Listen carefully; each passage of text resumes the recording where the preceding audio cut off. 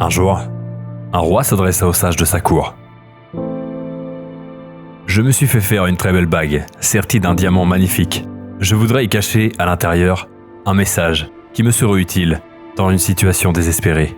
Il doit être très court afin qu'il puisse se cacher sous le diamant. » C'étaient tous des hommes sages, de grands érudits. Ils étaient capables d'écrire des grands traités, mais il fallait trouver un message de pas plus de 2-3 mots qui puisse l'aider dans une situation désespérée. Ils réfléchirent, se penchèrent dans leurs livres, mais ne purent rien trouver. Le roi avait un vieux serviteur qu'il considérait presque comme son père. Le vieil homme lui dit « Je ne suis pas un sage, ni un savant, ni un érudit, mais je connais le message, car il n'y en a qu'un. » Et il l'écrivit sur un petit bout de papier qu'il plia et donna au roi en disant « Ne le lis pas et garde-le caché dans la bague. Ne l'ouvre que lorsque tout le reste aura échoué. Quand il n'y aura plus aucun espoir. »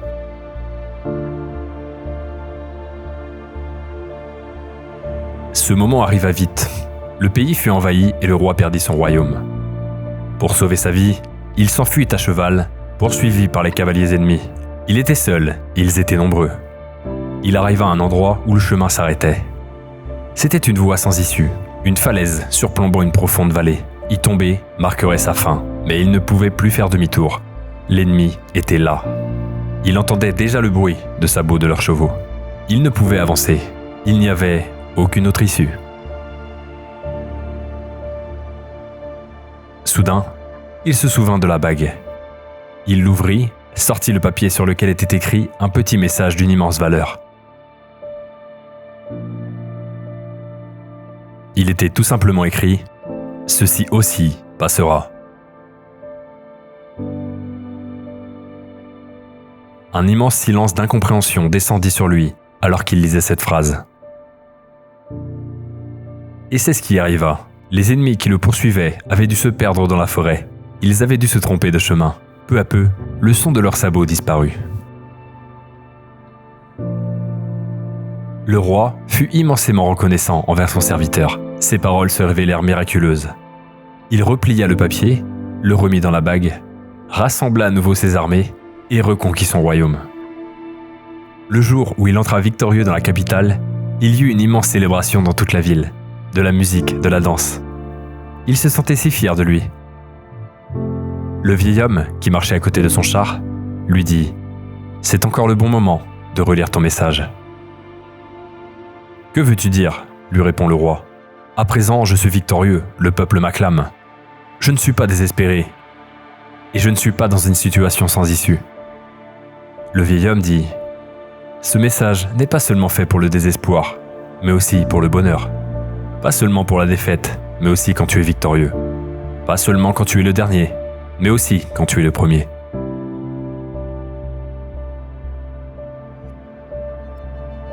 Le roi ouvrit l'anneau et lut le message.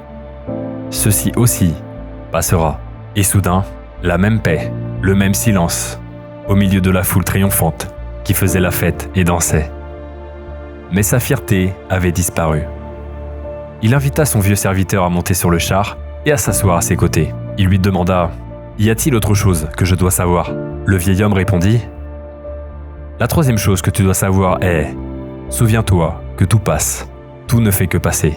Rien n'est permanent en ce bas monde. » Une petite histoire pleine de sagesse qui permet de prendre du recul dans les moments de tumulte et aussi les moments de joie.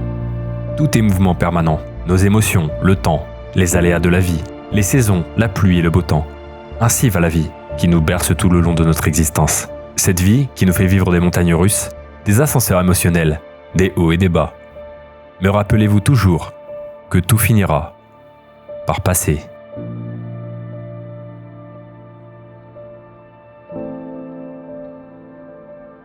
Merci d'avoir écouté cette histoire. Je vous dis à la prochaine. Prenez soin de vous.